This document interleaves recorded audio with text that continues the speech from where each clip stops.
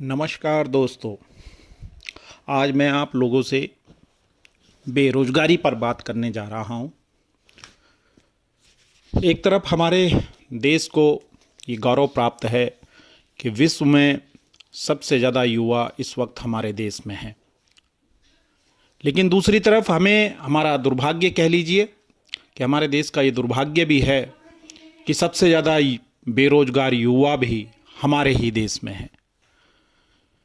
और हमारा युवा जिसके चेहरे पर चमक होनी चाहिए, जिसके चेहरे पर एक प्रसन्नता का भाव होना चाहिए, आज उस चेहरे पे उदासी है, आज उस चेहरे पे मायूसी है। और जिस एनर्जी को हम लोग देश की प्रगति में लगा सकते थे, देश के विकास को गति देने के लिए लगा सकते थे, आज वो युवा रोजगार के अभाव में सड़कों पर आंदोलनरत है। ये हमारा दुर्भाग्य है। वर्तमान सरकार ने जितनी एनर्जी रोजगार के डेटा को मैनिपुलेट करने में लगाई है, जितनी एनर्जी वो डेटा को छुपाने में, जो हमारे सर्वेज हैं उनकी रिपोर्ट को छुपाने में जितनी एनर्जी और दिमाग वो लगाते हैं, अगर इतना दिमाग वो हमारे देश के युवाओं को रोजगार देने में लगाते तो शायद ये समस्या इतनी विकराल ना होती। मुझे बड़ी चिंता होती है कि हमारे देश के नेता इस मुद्दे को इतनी सहजता से कैसे ले सकते हैं। आप जानते हैं कि survival is a natural phenomena, either good way either bad way.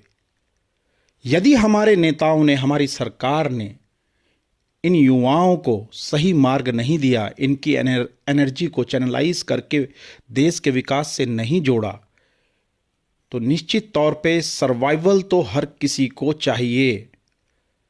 आज जो इनके चेहरे पे निराशा है, जो इनके मन में निराशा है, कल वो नकारात्मकता में ना बदल जाए।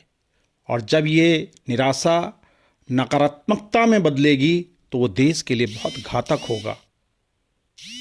और कोई भी देश यदि शक्ति का ढंग से संयोजन कर कर उसको देश की विकास की गति में उसको उपयोग नहीं करेगा तो उसको दुरुपयोग होने के चांसेस बढ़ जाते हैं।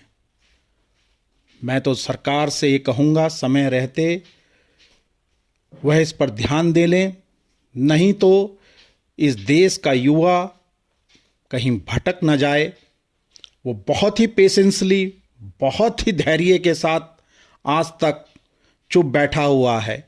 ऐसा ना हो कि युवा शक्ति का ऐसा विस्फोट हो जिसमें ये सरकारें तिनके की तरह उखड़ जाएंगी और बहुत दूर तक फिर उनका नाम लेने वाला इस देश में कोई नहीं होगा। वर्तमान सरकार को इस और बहुत गंभीरता से सोचना चाहिए और इस चुनौती का सामना करते हुए हमारे देश के युवाओं को रोजगार प्रोवाइड करना चाहिए।